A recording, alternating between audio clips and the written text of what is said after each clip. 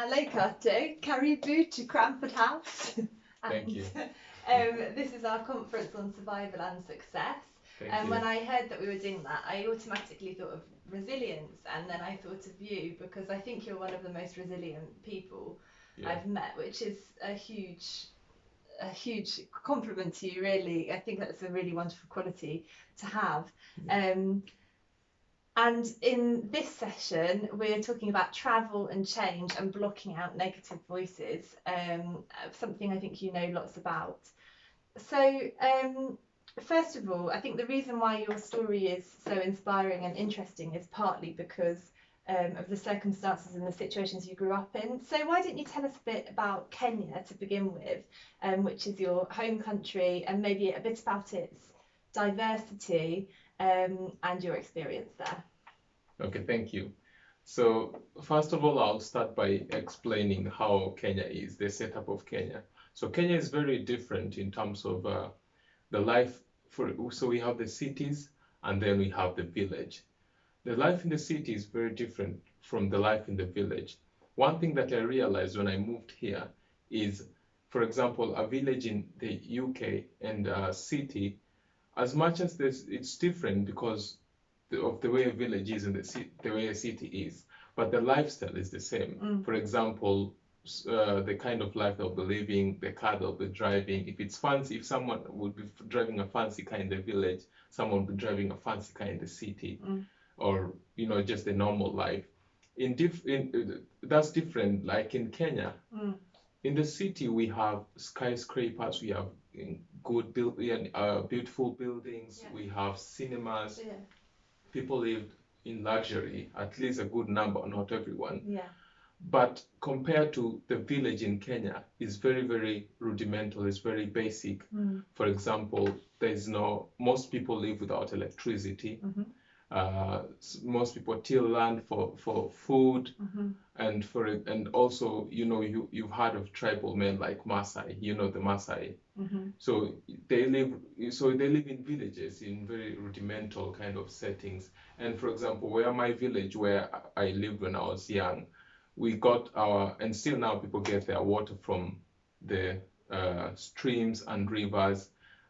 People don't have gas. They use like wood and charcoal, and everything is very, very basic. And different, at least. Yeah. Different, yeah. Yeah. Okay, so where did you grow up? So I grew up partly in the village and then in the city as well. Okay, so tell me about the village first of all. So growing up in the village, I started going to nursery school in the village. That's how first when you're young you go to nursery, and it was good for me going to nursery school, but it was very tricky because, for example, we would walk to school barefoot without any shoes, and then my dad lived in the city, so he would send some money to us living in the village, and then we would run out of the money because it was very small amount of money, and so that means we would go without food. So sometimes we would sleep without food, and then the next day I had to wake up early in the morning and walk barefoot to the school and depend on the food that they used to cook, which they actually used to give us porridge. Right. Which is it's not like an English porridge. It's what you call semolina. Semolina, Yeah, so it's like very liquidy. It's almost between a drink and a food, really. Yeah. So we survived on that, and actually it was very tricky because also we missed my dad because we just stayed with my mom, and my mom wasn't doing any job. So we survived mostly on the food that you'd get from the school, and then coming back home. Sometimes we would even survive on mango. In Kenya, when it's a rainy season, then you have fruits. So we just eat the fruit because you get mango everywhere. So when it's a fruit season for the fruit, we would just survive on like mangoes and just stay that the whole day with that. And but we just lived on that. Okay, and then your teenagers were quite markedly different from that, weren't they? Yeah. And had a different set of challenges. Yeah. So what happened is, after living in the village, something happened, and then we had to move to the city where my dad was living, a city that was called Narok. Mm. And then we moved to Narok, and life there was quite good compared to the village because we lived close to my dad and he was working, so he would buy like meat. Meat was very luxury. Mm. But the good experience didn't last for long because my dad was transferred from his work. He was transferred from Narok to another town called Nakuru. Mm. And then we had to move to Nakuru again. Mm. So when we moved to Nakuru, I And started. these are hours apart. Like These are these are big moves. yeah, big moves. Actually, it was very funny because we had gone to the village to visit my grandma, and then coming back to Narok, my dad had been transferred to Nakuru. So that's when we had to again move to And you Nakuru. had to find him first. We had to find him, yeah, and no phone, no anything. And no street names. No anything. Yeah, no, there was no street name. So no address. So we just looked for the company where he used to work, and then asked the company people. They're like, "Oh, you're Alex family. You're Alex family. Alex live in this place." And then we had to walk literally to where my dad used to live. It was a whole big hassle. Anyway, so when you get to live in the cities again, it's a whole big life that you have to adjust to. Mm. So I started adjusting to Nakuru life, and then eventually my dad got a transfer again to Nairobi, to the capital city. Mm. So at this point, my mom decided we can't keep on following my dad. Mm. So we will have to settle in Nakuru and just, because we won't be able to study. So I started going to primary school in Kenya. But then it also started becoming tricky again because whenever we were far from my dad, that means the money wasn't enough. Mm. So we again started the same kind of life without food, struggling, waking up early in the morning, going to school. So at some point, I remember my dad came to stay with us. He was on a leave, but he was very broke. So he used to, the small money he had, he would buy cabbage, and so I would be playing on the field and he would call me, "Come," and then he would give me cabbage. So he would give me cabbage today, cabbage tomorrow, the next day cabbage, until at some point, whenever he would call me, I would look, and then when I see him holding a cabbage, I'll be like, "Oh, another cabbage." So The you next cabbage day, every day. cabbage every day. Because, when we lived like that, something like meat or fish was a luxury.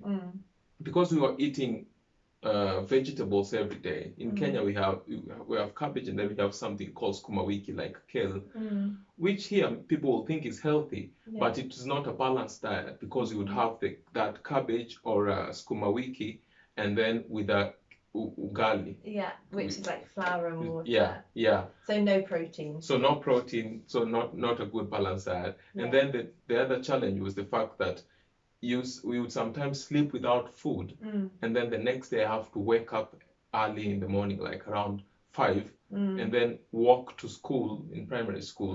And if you're late, you're caned by the teachers. They would cane you with a rod or with a And it was a long walk, like 45 minutes to school. So in primary school, I used to walk around 30 minutes to school. Okay. Yeah.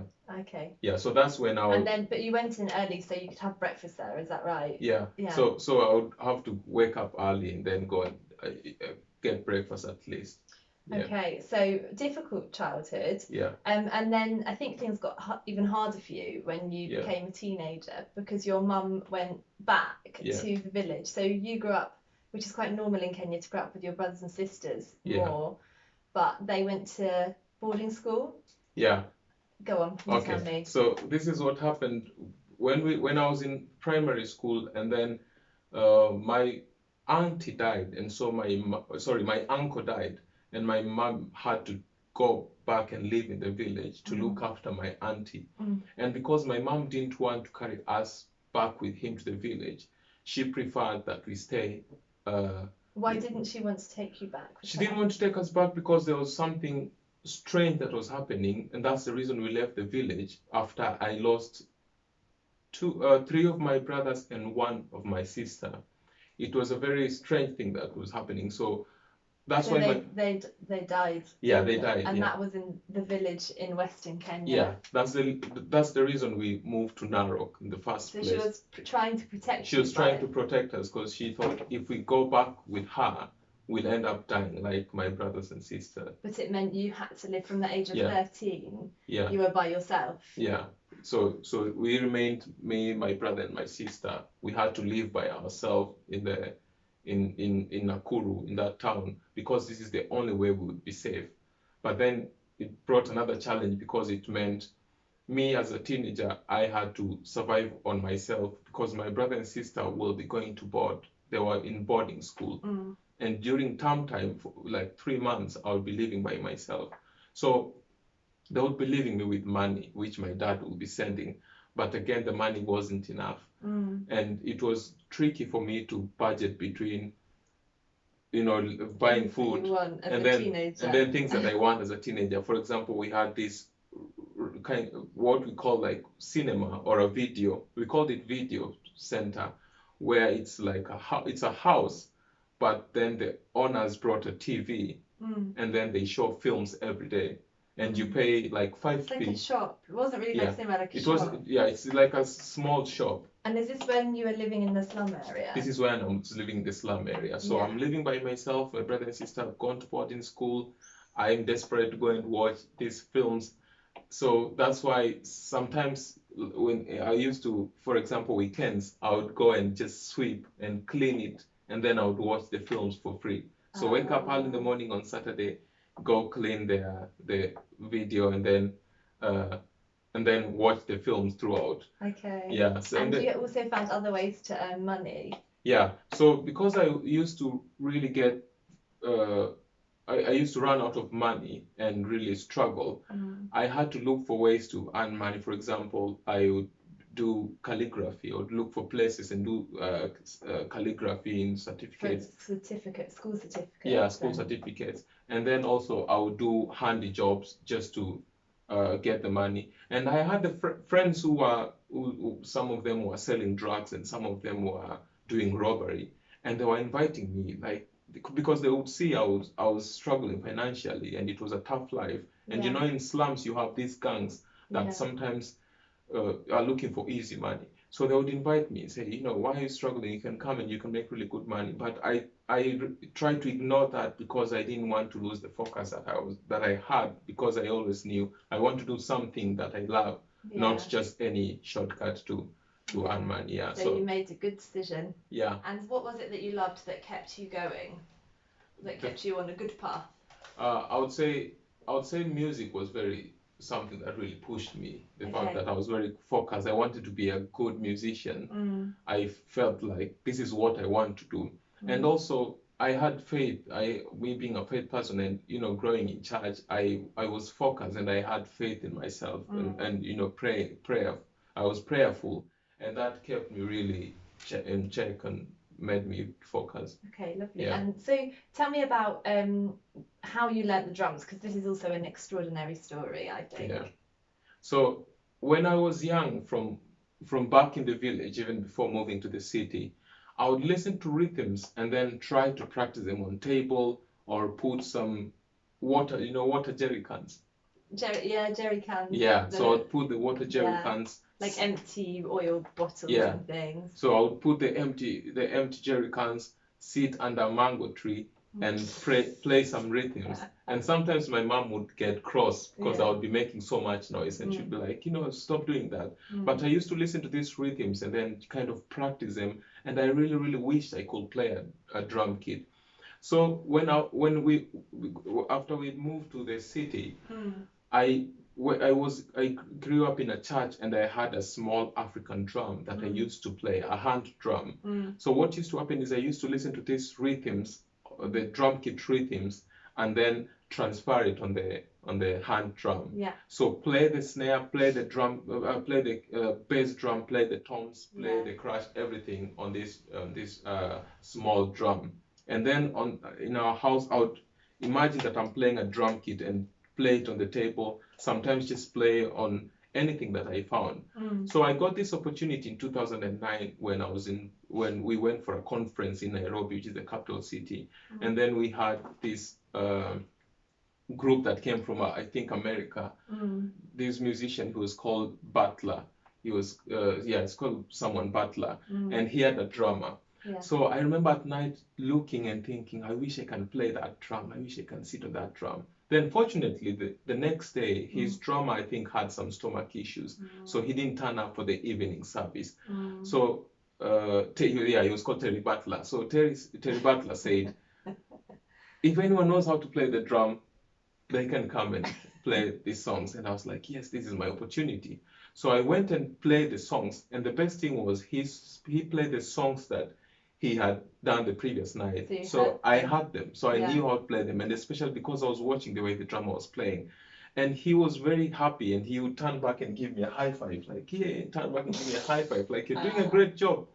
And then after that, he was like, thank you very much, thank you so much. And everyone thought that I was a professional drummer, like I'd been playing drums throughout my life. Yeah, that you'd been taught. Yeah, they didn't know that was my first time. That was the first time I played. I played the drum, and it was amazing. So from then on, then I started. When I came back to Nakuru, in the town we used to live, I started listening to these rhythms, practicing them, and then at some point going to the internet, trying to break them down just to learn, and that's how I learned it slowly. Amazing. And then because we're sort of running out of time, Yeah. Just to wrap up, so then you were very successful in Kenya as a musician, Yeah. and you kind of hustled. Yeah. You got your band together. You supported one of the biggest bands Yeah. the biggest band in Kenya. Yeah. And you ended up kind of being spotted to become a teacher at a really good school. So you kind of, through your resilience and your hard work, you slowly got known for your expertise and for what you loved. So you did really well. And now your final kind of challenge, or most recent challenge, is that you've moved country. So you've given up a lot of what you had accomplished there, and you're starting again. So maybe you have some final advice for our students about, about what gives you the kind of certainty that everything will be okay in these challenges. Yeah. Okay, so just to summarize that, first of all, when I finished high school, I didn't. So when I finished high school, I didn't know what to do or where to go or where to start. But then I had this music. Because you couldn't. You didn't go to university. Yeah, because I couldn't go to university because we didn't have enough money for me to go to university. So what happened is I got some of my friends. We started just practicing. We started doing free events, going to the hotels, asking for gigs, offering free samples. We started working like that to a point where we started doing gigs slowly, being paid kind of like cheap money, a small amount of money, until someone saw me and they were like, oh, you're a good drummer. Do you know how to teach drums? I said, yes. Well, I didn't know how to teach drums. But he said, one of my friends teaches in this international school. Then he invited me there, and the friend was like, oh, do you know how to teach? I said, yes. And then I started learning how to teach. I went to the internet, started learning how to break down these things, teach from basic all the way to advanced, and grew like that. When I started, I had only one student, or I had 4 students, and then by the time I left, I had 25 students. Wow, yeah. So that was a really big achievement. And even with my band, and we did lots of events. We played for this popular band in Kenya. So to answer your question, what I would say is, now since I moved here, the reason as to why I wasn't very worried or scared, is because I know that if I've done this thing before, I can do it again here. It's all about me being focused and having this faith and believing that I can do it. So what I would summarize, I would advise the students that, if you want to do something, it's about you. It's up to you to do it. Yeah. And I know that not everyone is a, faith is, not everyone is a Christian, not everyone is a Muslim, but my advice is, faith is more than religion. It's about just believing in yourself and believing that you want to achieve something, and being focused and knowing that whichever distraction that's going to come, don't focus on that. Focus on what you want to, and then eventually, and even now, that is what drives me, knowing that I'm focused on what I want to do. And the journey is not going to be easy, but with baby steps and with focus and avoiding the negative distractions, at the end of the day, I'm going to achieve it. And pursuing what you enjoy, what you love, to create a positive future, I suppose. Yes. And now I'm even more confident that I've seen it work work for me in Kenya, and I'm sure it will work for me here as well. Me too. Yeah, and that's my advice to everyone. Fantastic. Thank you very much. Thank you.